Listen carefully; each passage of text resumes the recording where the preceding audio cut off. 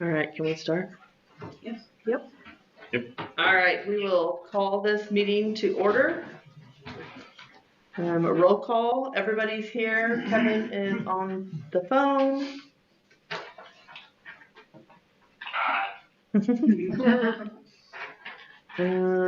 We have one amendment to the agenda, line 7G, 2026-2027 Chromebook purchases. So I move to adopt the agenda with the following amendment: added item 7G, 2026-2027 Chromebook purchases. Second. All in favor?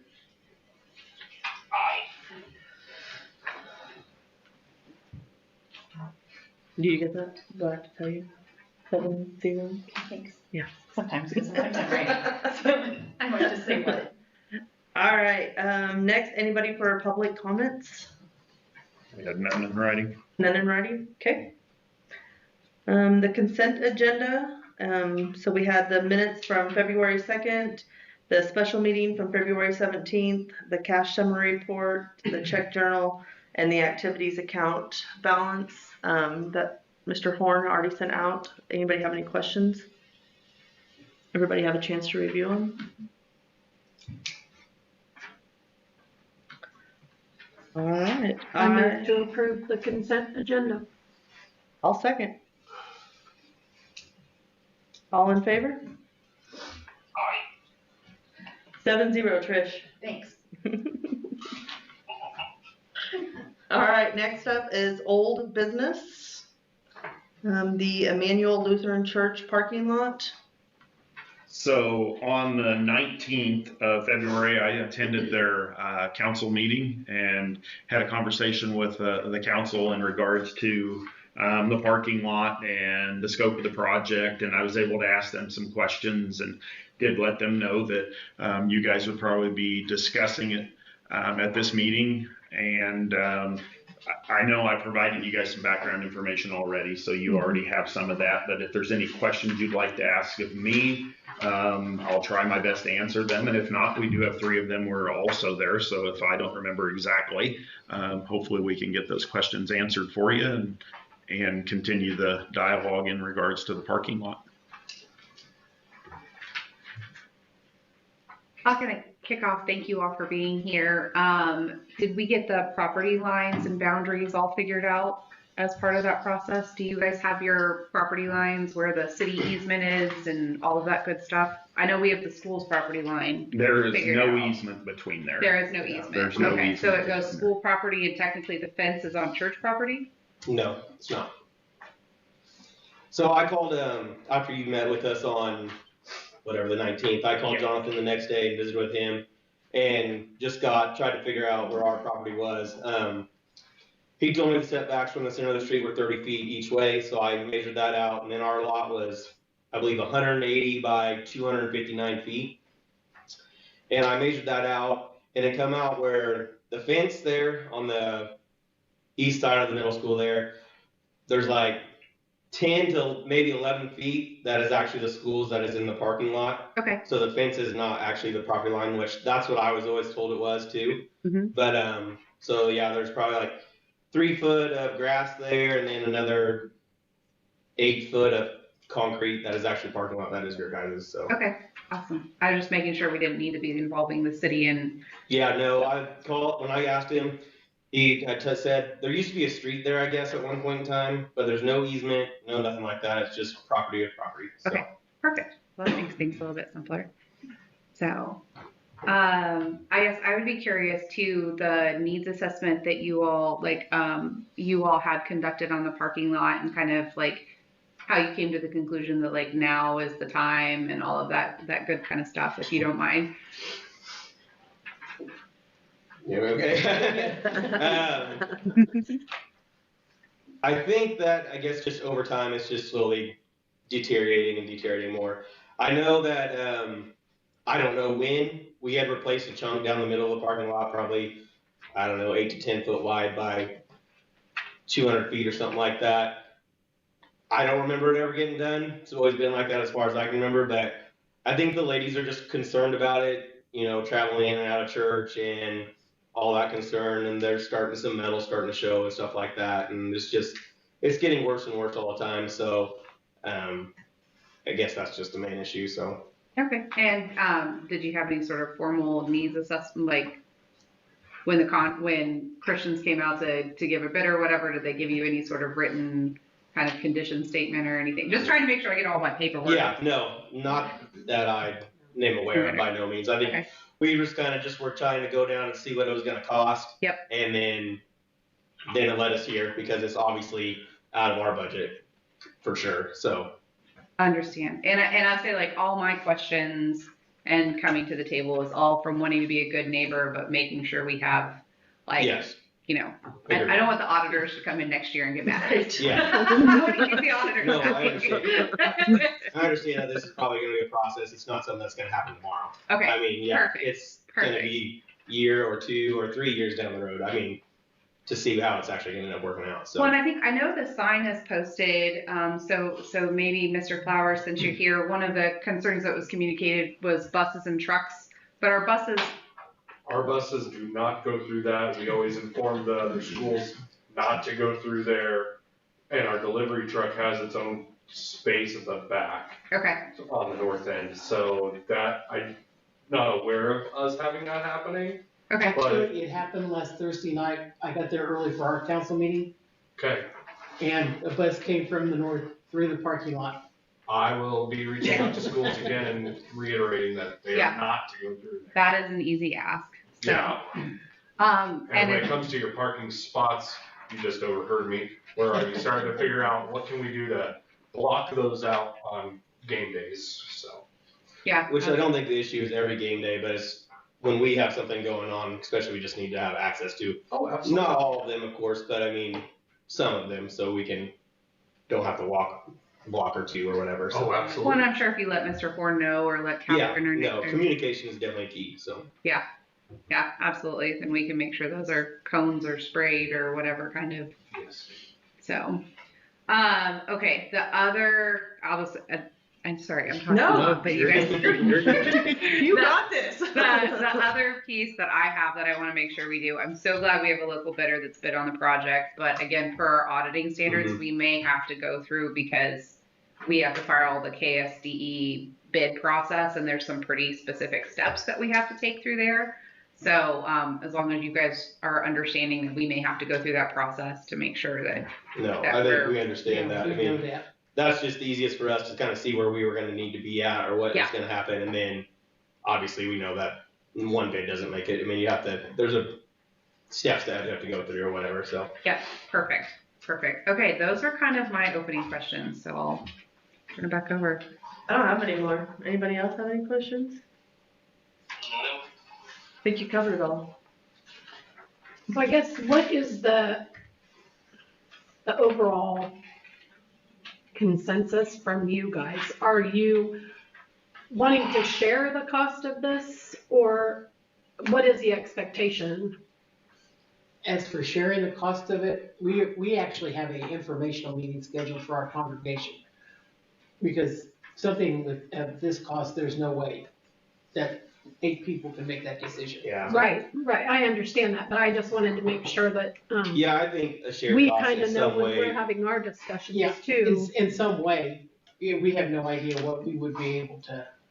Bring to the table. I mean, our budget is very But there limited. could be some shared cost. I mean, you're not Yes. anticipating that we're gonna pay all of it. No. Okay.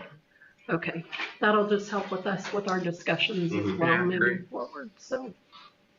And then looking at the estimate you guys gave me when I was there on the 19th, it looks like there's some sidewalk on there as part of the estimate. I assume that wouldn't be, I mean, we don't have any sidewalk. Yeah, I Maybe didn't there might really be a look at tiny the whole chunk going estimate, into so yeah, I don't really know what was all involved in it. Yeah, so.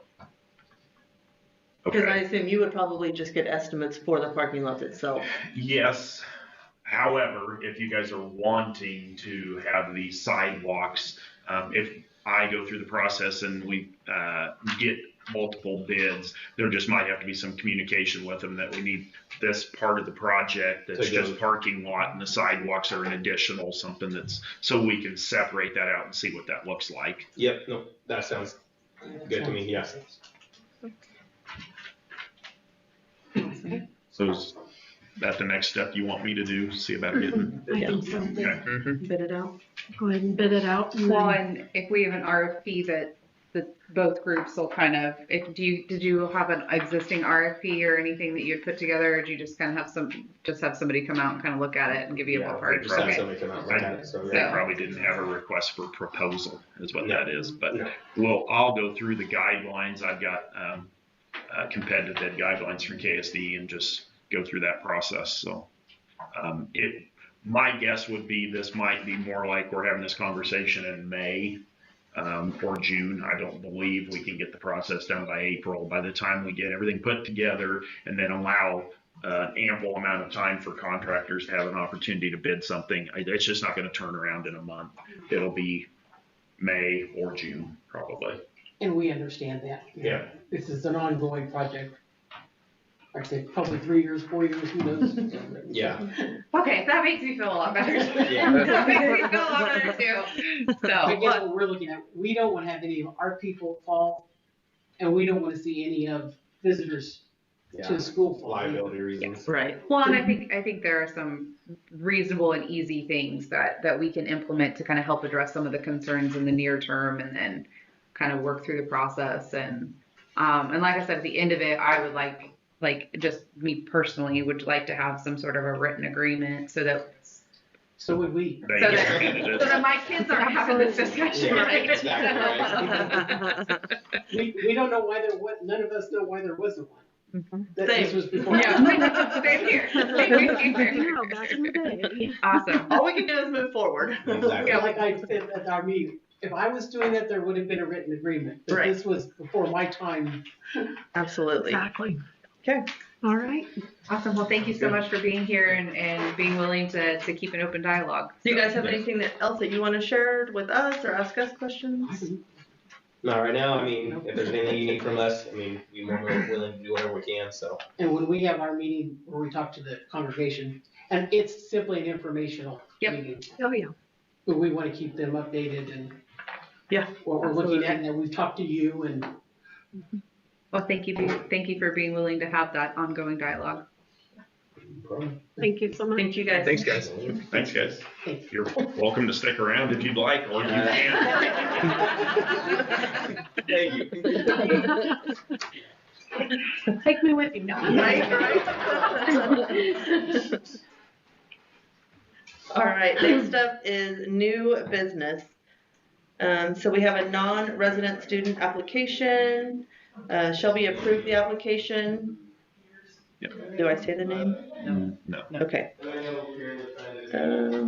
Anybody have any questions about that? Business Swapper, everything looks good, sounds good, great, good, awesome. All right, I move to approve the non-resident student application as presented. Second. All in favor? Aye. 7-0.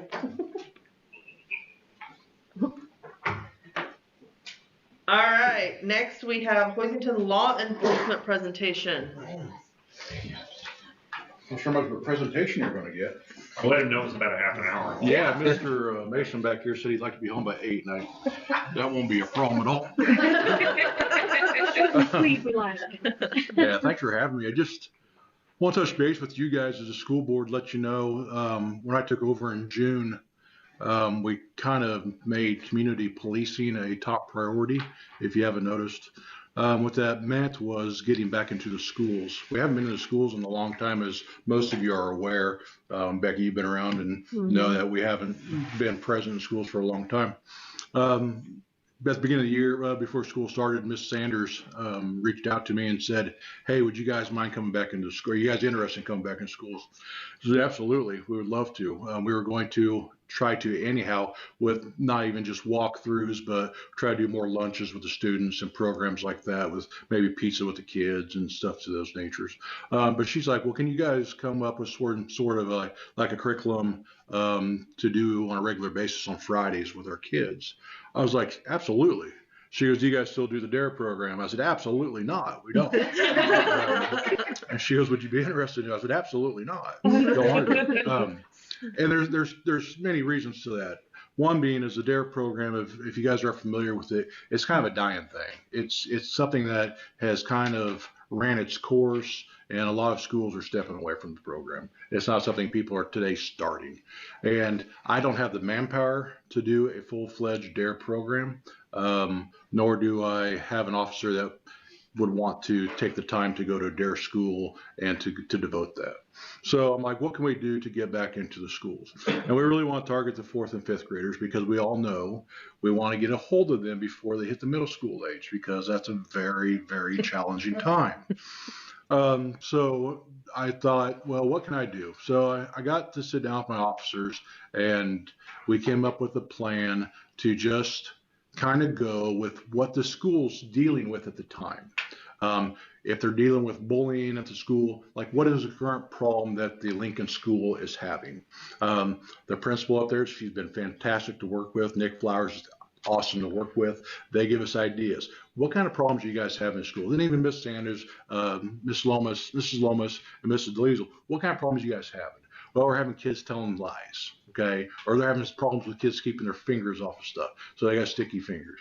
So this is kind of what we developed our curriculum around, kind of what problems are we having at the time. So that is what we do every Friday for 15 to 25 minutes, kind of depends on what kind of program or what kind of topic we're discussing. Now, if we have something longer than that, sometimes we'll get the Barton County Sheriff's Office to bring their canine over in 1010 and do a little presentation for them, which might be 45 minutes to an hour. So we have had the opportunity to do that. Around Halloween time, we did a Halloween presentation to the kids. Just for safety factor, we have a blow-up costume that your one and only chief had the opportunity to wear, which was a good time. It was a good time. Kids loved it, interacted very well with them. Just talked about some traffic safety and some trick-or-treating safety. So things like that really went over well. So Lincoln School's kind of been our pet project this year. It's been great. We got into with Mrs. Walker at the Roosevelt School. Got in with those little kids. Those kids are awesome as well. They're like herding cats at times. When we get up there. So she understands when we get there. Sometimes we can be a distraction for her school. So we do try to get up there and be with her kids also. The high school with Mr. Mason, excellent. Lets us in there and do our walkthroughs, and if he has any problems, he's very well communicated with us. Middle school also, we try to get them to school lunches. It's just the thing is our officers are spread so thin, we just can't quite get everywhere all the time. So basically our main focus is Lincoln School, which we think is a very important part of that because of the age. We like to get those interactions with law enforcement in the 4th and 5th grade. That way we get that relationship with them before they get to that challenging middle school ages. And then once we get in high school, in middle school, they kind of know who we are and who the officers are, and they have that relationship. So kind of want to give you guys a rundown of we are in the schools, and if you see our police cars in the schools, you see our pictures on social media, what are our officers doing in the schools? That's what we are, what we're doing. So you might see some dodgeball. We do stop at the school and play dodgeball with the kids every now and again. So it's very exciting stuff. So, I'm very glad that you guys are doing that. Yeah. Yeah, absolutely. Yeah, thank you, and thanks to all of your officers for taking the time to go in and do that, to get to know the students and stuff. I think it helps a lot. So yeah, we love to build that relationship with them. It's really nice for both of them, both sides. And hopefully the community realizes that police cars at the schools. Right. When we first started doing it, Sarah, we had a little bit of, oh my God, what's cops doing at school? And I think it kind of slowed down. I think Mr. Horn got maybe some concerns about what the cops were doing at school, and they kind of figured out, hey, it's positive. It's a positive thing. So, and we try to put that on social media so the public knows. Try to be very transparent in what we're doing. So, and we'll continue that. We're not in the school this month because they have a lot going on right now at Roosevelt for the month of March. So we'll be back in April to kick it back off. So looking forward to that. Awesome. Thank you so much. Well, thank you so much. The costume at Halloween got rave reviews. So. Yeah, we love the Halloween. It was a great time. Any other questions for me, guys? Okay. So, thank you so much. Absolutely. We look forward to seeing what the rest of the year brings. In summertime, Sounds good. right around the corner. Yes. For sure. Thanks, guys. Thank you. Thank you. Thank you. See much Mason went with All right, Have a good next night. up is the building usage agreement. So I wanted to bring that to you guys just to have some dialogue in regards to our usage agreement. We actually have two. There's an agreement for the activity center, and that clearly defines what it gets used for and what costs are associated with that building. And then we have another building usage form for all of our other buildings that's pretty vague and does not have any pricing on it. And apparently, standard protocol's been, it's kind of just been at the discretion of the superintendent what they wanted to charge. And I guess I wanted to talk a little bit more about, how are those buildings used? How are they rented? Do we want to start having a conversation about putting together some sort of a pricing plan just so it's more consistent? Where I came from, it was consistent throughout the district. Every building was labeled. So I did write in there a little bit how it works, but just to let you know, like if it's one of our groups, an organization of ours, or it's a traveling team right here in town, they don't typically get charged for that. Fees are waived. If it's churches in town, those fees typically get waived. And as has been so far, except with the exception of the activity center. The other buildings, if our staff members are wanting to utilize that building, those fees are waived regardless of what they're using it for, I guess. I mean, if they've got a family gathering or a graduation party or such, which makes it sound like we don't charge very often for our facilities, and that would be correct. We don't, except when there's somebody from an organization or group that's outside of our community. That's when usually fees get assessed, which only has probably happened just a handful of times, 2 or 3 times a year usually. Usually those facilities that are being requested tend to be either the auditorium or one of the gymnasiums is what's being requested. Do you guys have any questions on at least how we handle in terms of our facilities, and have any comments or feedback on if we should be assessing fees locally? Everywhere I've been, they haven't. If they were local groups, we didn't, but that doesn't mean you guys can't do something different. And if the way we're handling it currently is adequate, then what are your thoughts on establishing some sort of fees that might be a little more closely aligned to what we're already doing at the activity center? My only one would be under community nonprofit. I know that our 4-H clubs occasionally will borrow, like we borrowed the stage at Roosevelt to practice a club skit or something like that. And so if you want to add 4-H to the community nonprofit line, I know we had, when I first came on the board, there was some discussion about traveling, pay to teams you had to pay to be on that weren't necessarily more than 50% Hoisington kids and getting assessed. I think it was more our district got that. Was getting bumped. Right, yeah, okay, so we got so the right, yeah.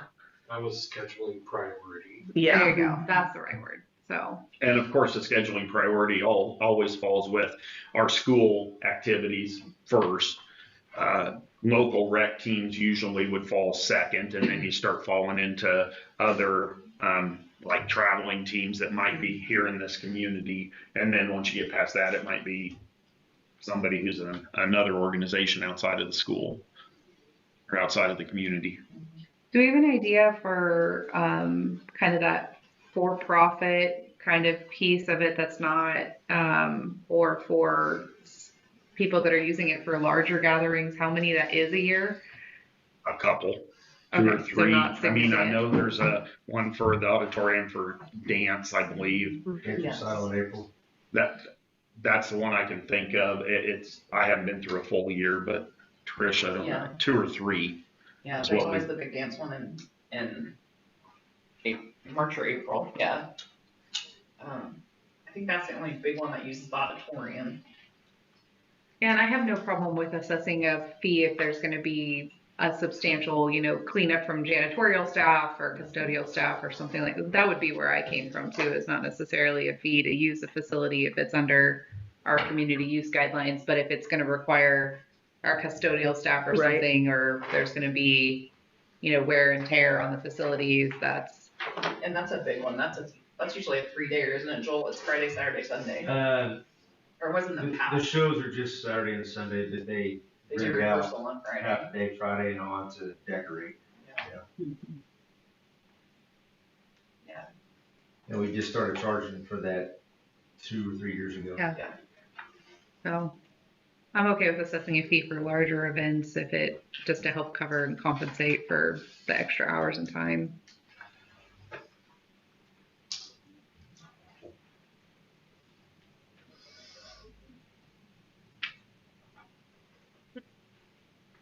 So I guess when you say that, you're talking for only groups outside of our community, Or if they're above a certain size, like if somebody was having a wedding, right, there would be more janitorial cleanup than if there's a group that's borrowing it for a community meeting or something like that, right? Like if there's going to be a substantial amount of custodial work to clean up after the event.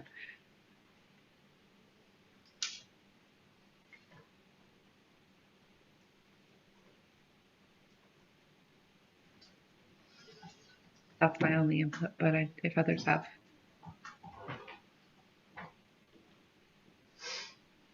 I mean, can we cap it on events? Or something? I mean, I don't know. Dance recital is great to have there. No, They I do, like, 100% like yeah. that, but I just mean like, Or you know, would we want somebody throwing a big birthday party or something like that there? just some use guidelines based on Yeah, the size of event. yeah, Those kind of things usually are booked at the AC, and they book those 2 rooms. yeah. Like we do have quite a few like baby showers, birthday parties, funeral things.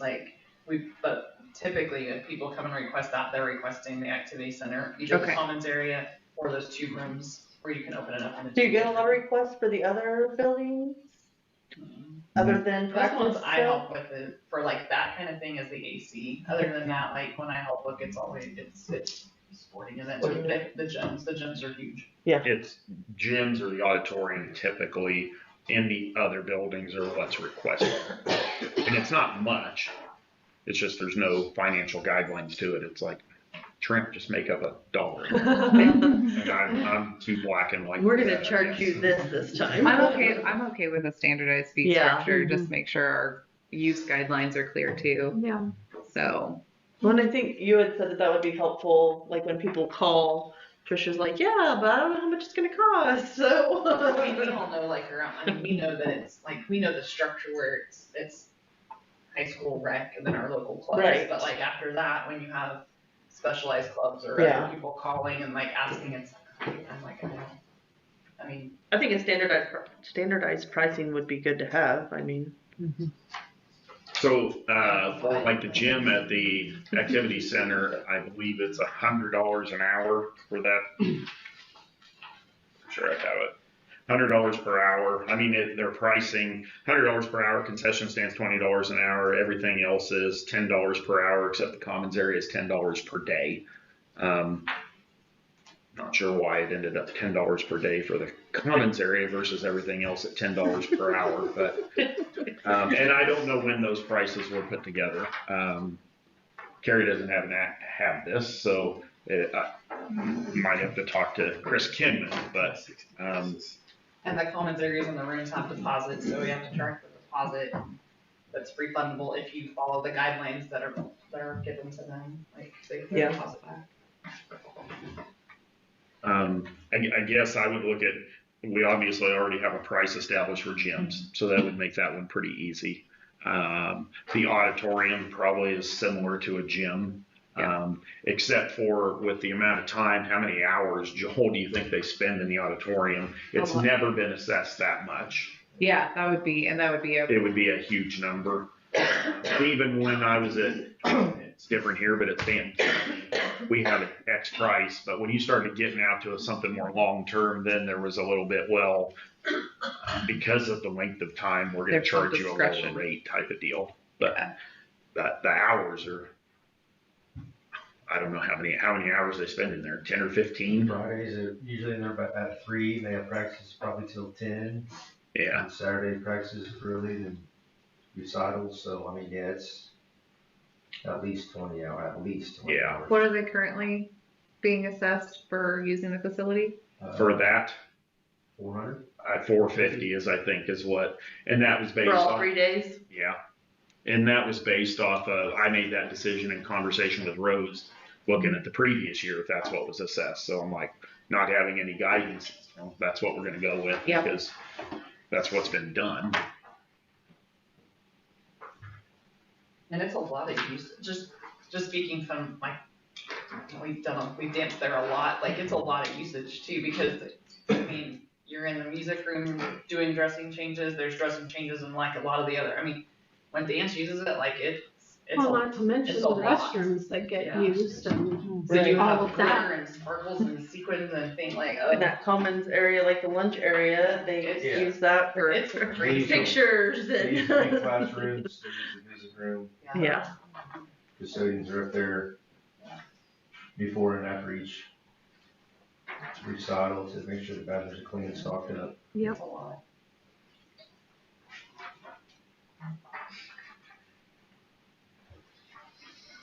Well, I would definitely be okay with you coming up with like a proposal or a, Yeah. you know, something to kind of give us, you know, we can always look at it and review it and tweak it if we need to, but. And thank you for getting that inserted into the standardized documents kind of list. So. Right.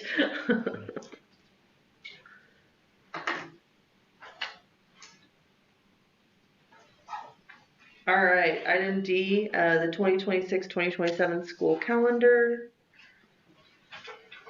Okay, those should be two samples, two options that are on your site there for you to look at, and I think you guys, I sent them to you so you could review them ahead of time as well. The calendar committee we met quite some time ago, and went through the two calendars. You probably do notice it changed. It looks a little different than it has in the past, and that was just a change was made just because I'd heard it. The other one was a little challenging at times to read. So hopefully this one's better. And then actually going into the calendar meeting, I took our current calendar and created in this format, shared with them. And it sounded like, I mean, you guys were there. The general consensus was they liked it better.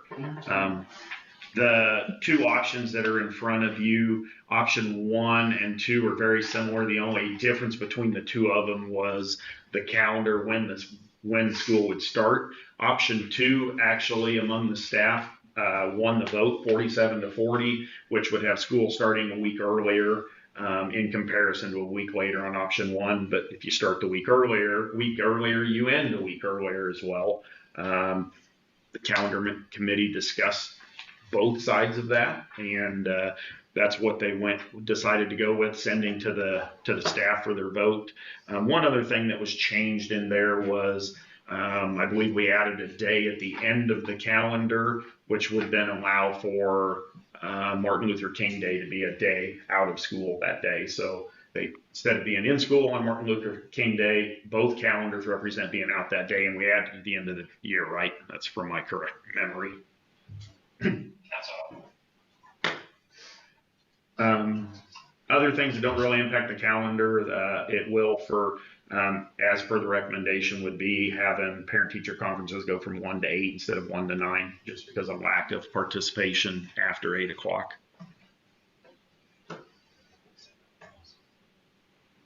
Other questions? Let's say any of you want to comment on the option 2 that was voted for? I will let you know our secretaries asked me to pass a message that they do not feel that a week before school is enough for them to be prepared, but that was their concern. Yeah, that was the main concern we heard. I mean, a week that they come back. Because they come back August 1. Which, if you guys chose to, you could change the week there, the 6 weeks that they're gone. They could leave a week earlier so they could come back a week earlier. So it wouldn't be a June 15th to August 1st if that was truly a hang-up.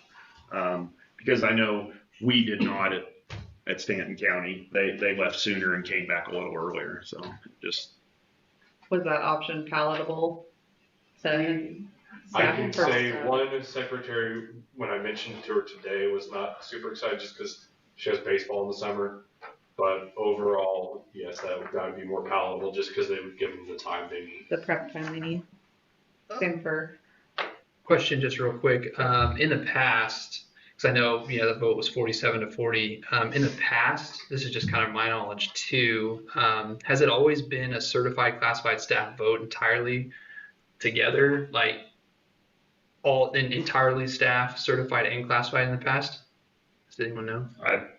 To my knowledge, probably not. I wasn't here, so I couldn't answer. Okay, I was that. just curious and how that worked. I didn't, after the fact, I think somebody asked one of the principals maybe why classified staff got to vote, and your policy indicates staff input. It does not indicate certified staff input. I'm not saying anything against that. I was just asking the question in comparison. I think in the past though, it has just been certified staff. Correct.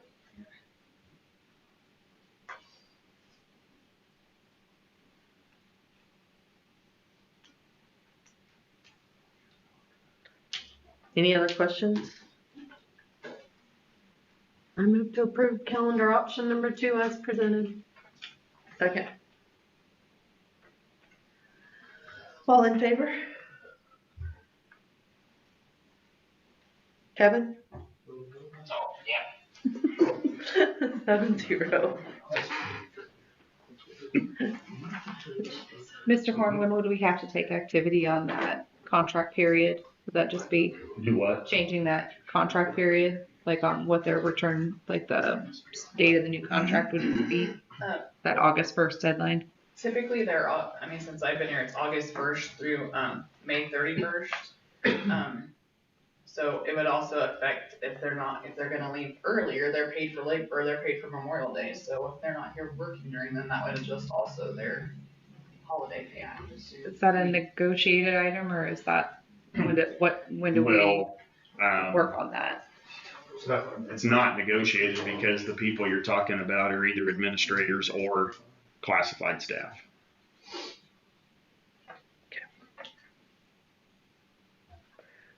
So, I mean, for me, in reality, they have a certain number of days they're supposed to be off in the summer. I don't really care when they take them. I mean, if they take a couple extra days early so they can come a couple of days earlier, as long as they take their days, I don't really care. I don't know about you guys, but I don't have really them as care. set days because they're on a working calendar, which means like they get paid. I have to have set days of like they're working these many days, because then I take that and I annualize their pay. So that way, even though they're not working in the summer, they're getting paid in the summer. They're getting benefits paid, so they're not just like an hourly in and out employee. Like they have an annualized salary. So But it doesn't matter what days those certain amount They're of still days work the is. same number of days. I would just need to, I couldn't have like the middle school taking these days, Lincoln doing these, I would need the secretaries to have Right. And I think what she's asking, if they need to come back 2 days early, can they leave 2 days early and they're still working the exact same number it's a of different days? fiscal year, so I don't think it really matters. It's not the same fiscal year. I would just need to know how I'm building their calendars. But yeah, so it's a different fiscal year, so I don't even know if it would matter. Most of them, honestly, come the end of May, a lot of them are taking time off anyway because they don't have things to do. Right. And so I don't know why it was set that they will work till May 31st, because I think if you ask any of them, by May 31st, they're using their days, or and some of them don't have time to use, so they're why are we here? And I'm because I've been here, your contract states August 1st to May 31st. I don't know where that came from. That's just, since I've been here, that's how the contract, or how their calendars were set up. So, I'm sure that they can be adjusted. I think there needs to be discussion between all the secretaries, though. I don't think that it's right to choose those dates without input from. Right, if it's gonna affect all of them, it needs to be consensus. Yeah. That was just my question on when do we need to start those discussions? And I want them set up as a group. I don't want them set up as this secretary gets these days, this secretary gets these days. no, it needs to be like, cause it's, Consensus. yes, it Yeah. needs to be like, this is secretary, this is their name, and this is their calendar and how they're set. All right, next item, E is special education waiver conflict. Sorry. So in your notes, I did write a little bit about that, indicating we're with the co-op, we're working on redoing the bylaws, and of course that's combines 4 schools that are having that conversation. All of them are represented by KSB's attorneys, but that's typically individually, and you're going to need the opportunity. They need the opportunity to represent us all at the same time. Ashley from that co-op is here. She can explain that. Yeah, no, just to reiterate what Mr. Horn said. So we've been working through with all 4 superintendents from the districts that we serve. We serve Great Bend, Ellenwood, Hoisington, and Otis Bison. And so we've been working on a new cooperative agreement. The last one that was approved by the state was in 2011, and we felt like it's probably time to update that and look at it together. So before we submit that to the State Board of Education or to the local boards, we want KASB to review it and make sure it's legally compliant, because we will have to submit it to the Kansas Board of Education's attorney for his review as well before it even goes to the State Board of Education. So we just want to make sure all of our I's are dotted and our T's are crossed before we pass it on for all the final approval. So we're asking for your approval tonight on that waiver of conflict, because all of those districts will be represented in that agreement, and it just means that KASB would not withhold any information from any of the districts as it relates to that agreement.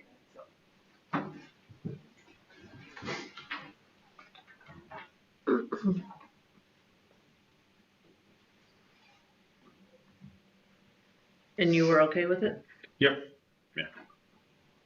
I move to approve the special education waiver of conflict. Second. Thank you guys very much. All in favor?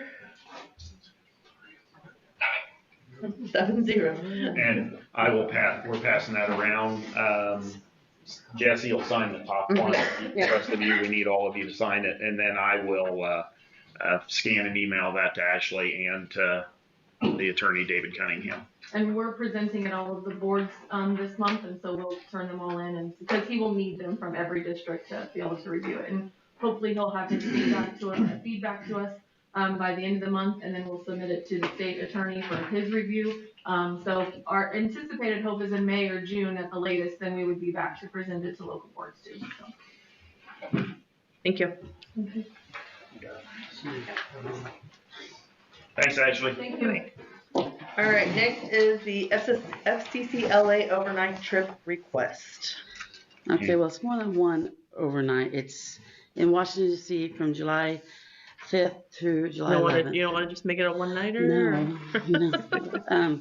I had a student who made state peer ed, which they go around and they represent national programs, and they go around the state and they present. She made a team with Career Connections, and she's on a team with, it's Aspen Galindo. She's on a team with another girl from South Saline, one from Wabaunsee, and Frankfurt. So we know that we'll be going in districts B, G, and D next year to present at fall leadership conferences. Part of that is that she has to go to peer ed training here in April in Salina, and then she's required to go to national meeting and state meeting in April, and then national meeting in July. She does get $200 help from the state of Kansas for peer ed, but that goes off like the Kansas bill, which is for like the t-shirts, backpacks, things like that. I did send this down, or I set this down in front of you guys. It is a little bit cheaper than what I'd sent to Mr. Horn earlier. We're hoping to find roommates for hotels. We have state competition with our State Star events, which Aspen is competing in the State Star event, and also Jillian Axman is competing. And so if Jillian would make it on, then we have a roommate for Aspen, and we'll try and get somebody else in that room too. And then I'll try and find another advisor, and then Rec or Scout will be going along to judge State Star events. They always say that we take 300 people, and we have over 100 people participating in Star events, so we always have to have judges. So they say that we always need to have more judges. And with how they are sending more people on in star events now, we need to have more judges. So Riker, he was on Pure Ed last year, didn't make it this year, so he would like to go along and judge. So are there any questions?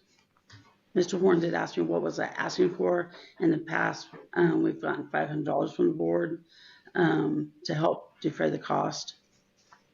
And then transportation. I don't know which airport. I've been looking at Hayes, Wichita, and MCI. Right now, prices are all over the place. They're anywhere from $400 to $700. Where have you flown out from before? Have you varied? We've flown out from MCI. We have been going to Hayes and then catching a flight to Denver and then on out. We have gone to Wichita. A long time ago, we went out of Great Bend. So. Congratulations to Aspen. Thanks. So, a leadership opportunity that I've already seen. So I guess my biggest question is, do the Easter eggs count for out of town too? Yes, we go to Great Bend. One year we went to Larned.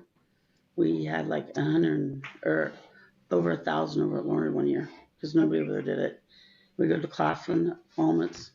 Yeah. In fact, we're doing that the day of the forensic meet, the night of the forensics meet. And so forensics is going to help us out.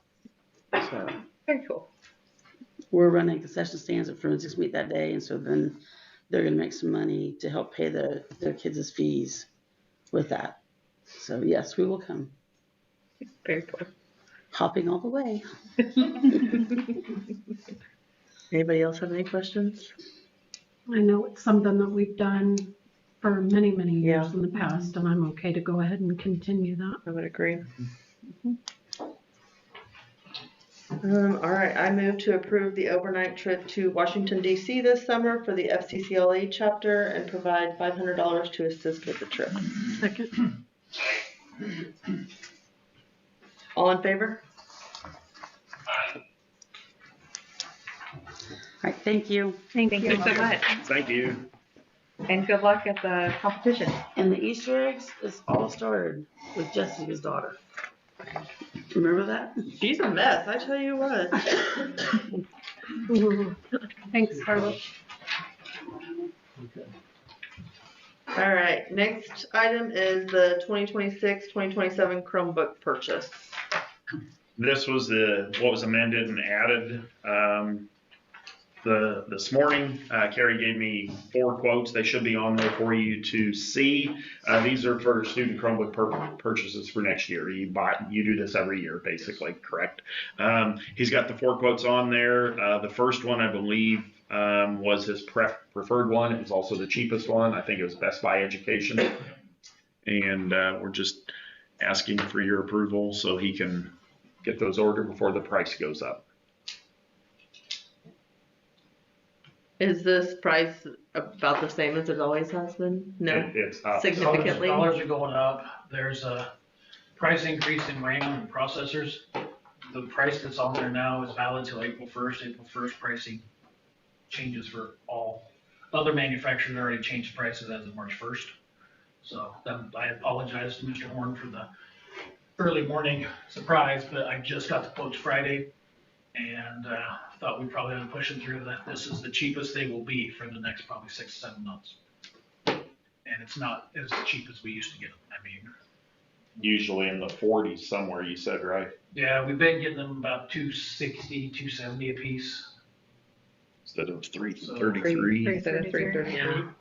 Yeah, so they've gone up and then they will go up again April 1st. And the 4 quotes are quoting the exact same model. So it's not like they're different.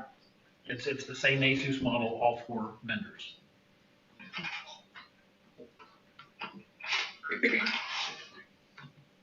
I move to approve the purchase of the Chromebooks from Best Buy Education in the amount of $54,739.50. All in favor? Aye. 7-0. Thank you. Yep. All right, next is reports. Superintendent report. This month I don't really have much for superintendent's report, but I do have quite a bit for legislative. All right, well, we'll move right into legislative report. Okay, first one is House substitute for Senate Bill 244 that actually became law last week. You guys probably saw that on the 26th. That is the bathroom bill. For the most part, that doesn't impact us much. All of our multi-occupancy bathrooms are already labeled male or female, boys or girls. And our single occupancy, really this law does not apply to a single occupancy bathroom or changing room, but KSB does recommend it would just make it easier if you just label those as a unisex changing room or bathroom. Tyler's already getting signs for that, and in Lincoln Elementary, they're already labeled that way already. So just wanted to let you guys know if you had any questions about that. I can answer whatever questions you may have. I received information from KSB and I shared that out to the administrators as well to look at. And like I said, in our world, it doesn't really change much. Questions about that? Okay. Next, House Bill 2745. And as always, every Friday I get updates in terms of legislature because they're doing stuff pretty much all week, but I get my updates on Friday. So that's why I usually wait till late in the day Friday or Monday morning to put this together. So this information was as of last Friday. House Bill 2745, that is a bill they're discussing that deals with property taxes. It's passed the House and went on to the Senate. They'll be discussing it this week. That is a bill proposing to limit tax increases by the county, maximum of 3% annually. And what impact that might have on us is our local option budget or our supplemental general and our capital outlay are both tied to our assessed valuation. And if assessed valuations can go up no more than 3% annually, then that would impact our budgets. Whether that's good or bad, it's going to cap what the city and county can do with their assessed valuations. Now, I'm sure Barton County is similar to where I've been in the past. Our assessed valuation sometimes went up and sometimes went down. They didn't always just keep going up every year. It might be a little different here. I'll know as I'm here a little bit longer, but our assessed valuation was always changing.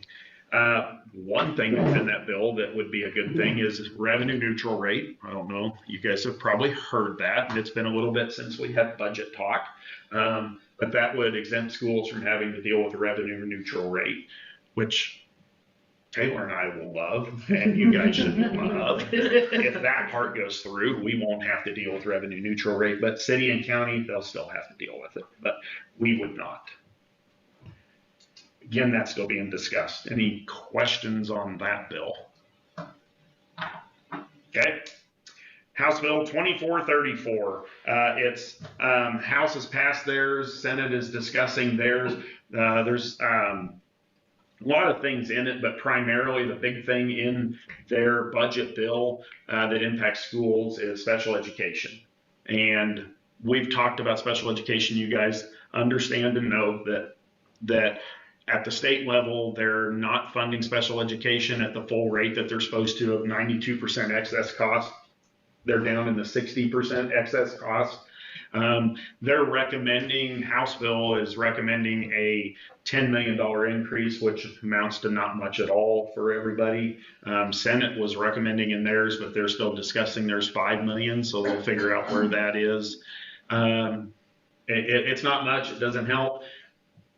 Special education gets their money regardless. We have to cover the excess cost if we don't get that through tax revenue from the state. So one thing KSB did put together and let us know is that across the state, on an average, schools are covering, according to collectively, they use about 39% of our local option budget, our supplemental general. We have to take those funds that are local tax dollars that have been raised and use those to pay for special education to get to that 92% excess cost. So Schools are still funding it.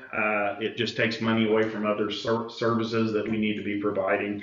Every year they're making recommendations to increase special education funding, and it just doesn't seem to happen. And it doesn't look like it's going to happen again this year. Questions about that good news? No? Okay. Senate Bill 387. It's going to be heard by House Education this week. This is the bill that Senate put together that if it goes ahead and goes through and gets passed, it'll change the way we verify incomes for free and reduced applications. Every application will have to be verified. Right now, they don't do that. We randomly select a very small few, and Jordan has to verify those. And really the intent there is our at-risk funding that we receive from the state is tied to free and reduced percentage, even though the number of at-risk kids we have are far greater than what qualify just through free and reduced. But the senator who introduced it, the intent of that bill is to reduce at-risk funding. That's the whole purpose to this. So it's an attempt to cut at-risk funding to schools. So a cut to our funding. It's passed through the Senate. It's going to be heard by the House Education Committee. We'll see where it goes. Not a good thing if it goes through. These guys all know that, yes, there are some kids that solely qualify for at-risk services based off of free and reduced applications, but there's so many other criteria that most kids qualify for. But that's the one piece of data that they chose to tie our funding to. If we actually were tying our funding to the number of at-risk kids, we would get more funding.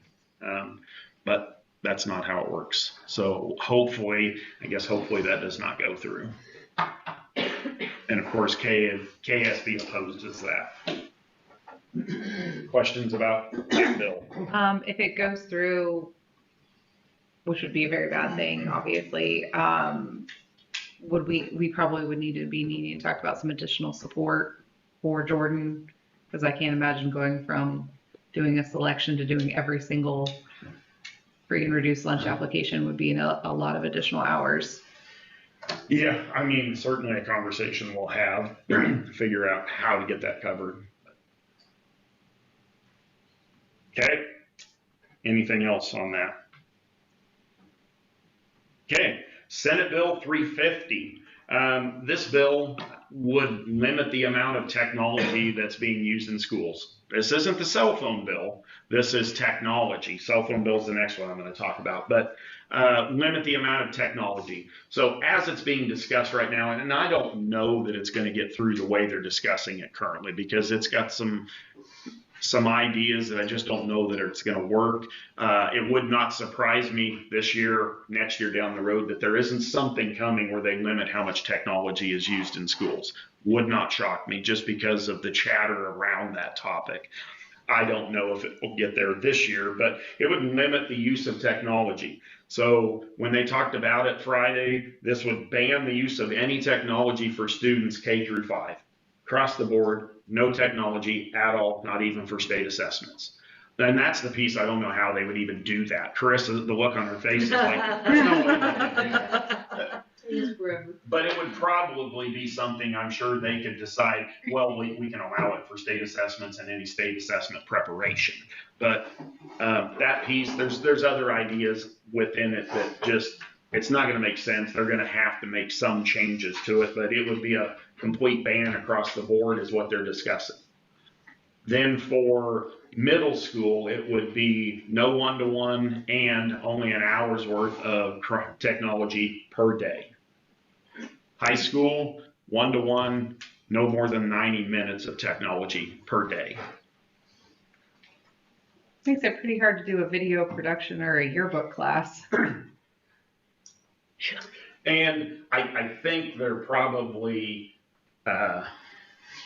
talking more about, when you're talking about video production, I'm sure that's one of those things they'd have to have conversations about. I think they're really talking about this, a device like this that a student is on, which they may use it some, but again, this is the reason I make the point that there's going to be a lot of conversation they're going to have because they're having these conversations. There's no way they're going to, in my opinion, that they're going to be able to just make this decision. Boom, this is how we're going to do it today. But these are the conversations they're having. And there were additional things about the amount of homework, if it's got to be done on technology, minimizing how much you can give for students, or not using digital textbooks unless there is no paper textbook option. So they are discussing it. It's fairly controversial. I'm not sure how they get that done this year without a lot of work and a lot of concessions being made to put this together. But it would not surprise me if there is not a bill at some point in Kansas education. Questions? Okay. Senate Bill 281, the cell phone bill. Right now, it sounds like that's kind of stuck at the moment because the major hangup is if they're going to have a cell phone ban where they've got to be locked up.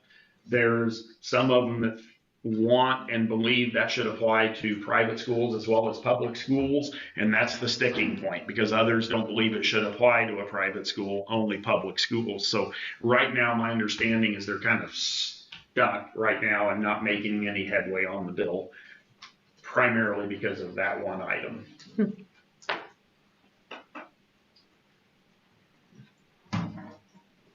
Any questions about that? And the last one I've got on there, Senate Bill 458. This is going to be a hearing by the Senate Education Committee. Essentially what this is dealing with cut scores for state assessments. So these guys know that would have been last year, we had a new state assessment put together last year, correct? New state assessment, and they came up with new cut scores. And it was a little controversial because they were changing the cut scores to better reflect how students were actually performing on the state assessments. And when you put together a brand new test, it just changed the cut scores. And this bill would propose to go back to the cut scores from 2024. KSB doesn't know how that would work because you'd have cut scores that don't align to the current test. So,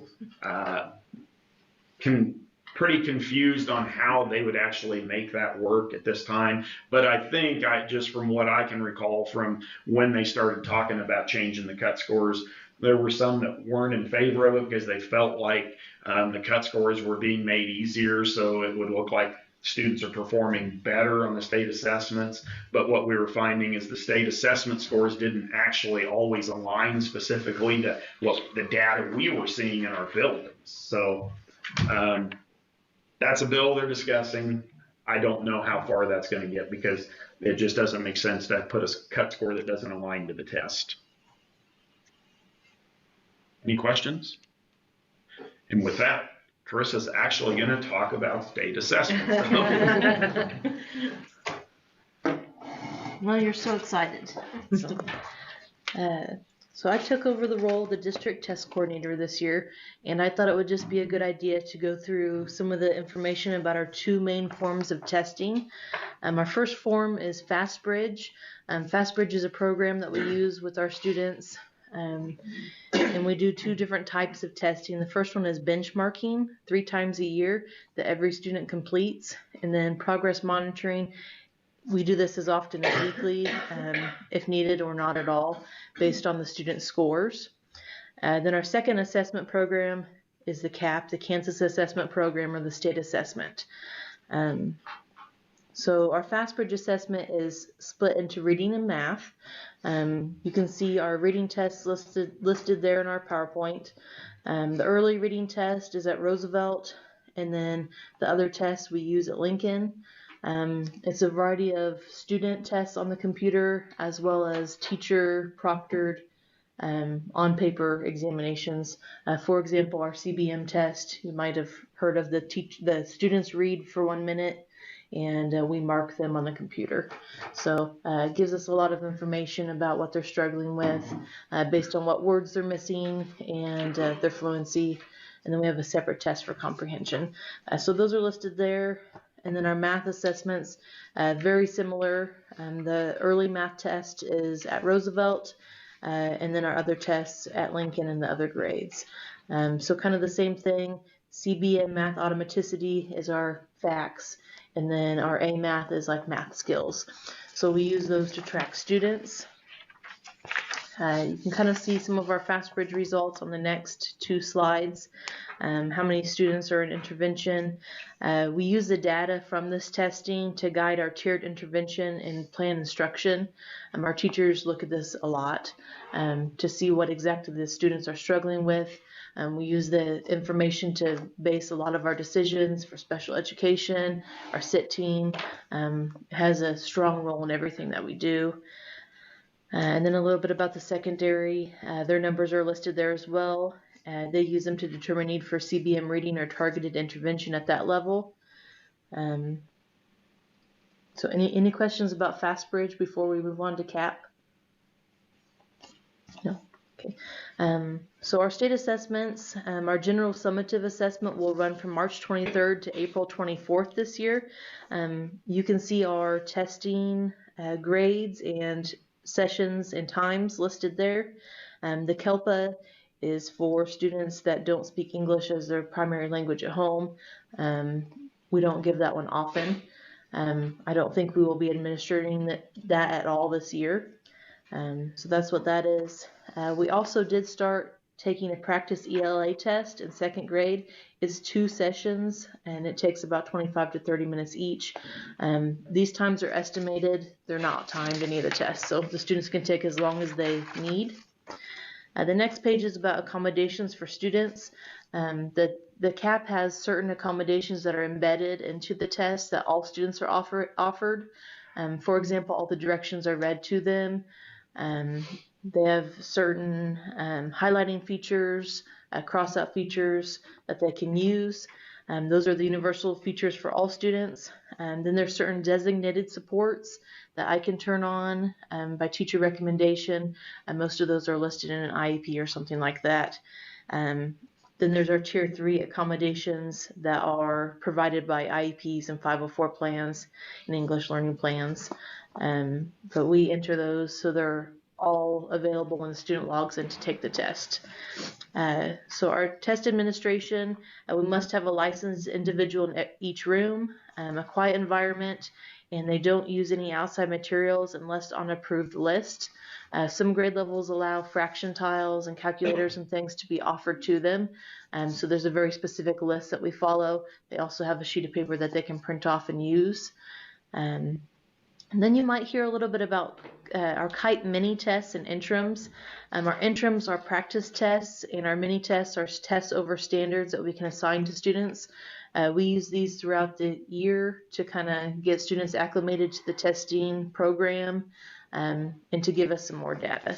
So if anybody has any questions or would like some more information, please reach out. My email is listed there. Anybody have any questions tonight? Okay. Thank you. Thank you. They're still pretty happy with FastBridge, and I know we've. Perfect. Yeah, I think we are. Thanks for all the teamwork that it takes to make that happen. All right. Thank you. Thank you.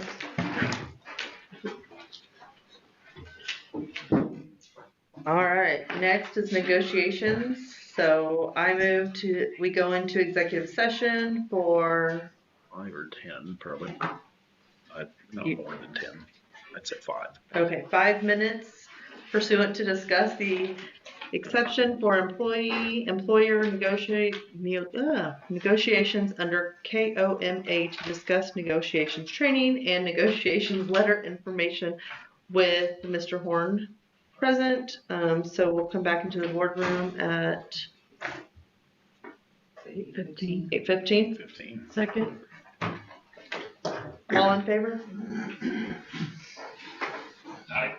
7-0. Kevin, are you gonna stay on or do you want me to hang up or? Hang up. Okay. Thanks for the call. Okay. Bye. Bye, Kevin. Thanks, Kevin. Thank you.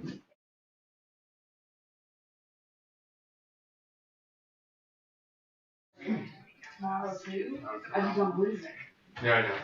And I'm like, oh, well, I might as well spend 3 days outside of the district. Gotta do. I was wondering if you were, so we all looked at me, I was like, you guys. You were debating between 5 or 10, like Jessica. I would have said 15. All right. So next we'll go back into executive session for consideration of district personnel. I move that we go into executive session for. You better start with about 20. 30? No. It's gonna go more than that probably, but. So probably I'd go. We'll go 30. Go 30. Okay.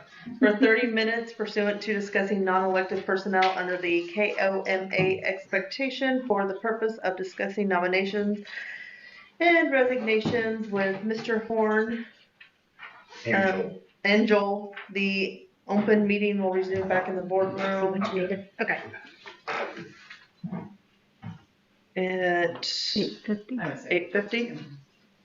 A second. Is Joel gonna be back there the whole time or just when? No. We'll call him back. Becky seconded. All in favor? 7, 6. I forgot we lost it. 1. Yep.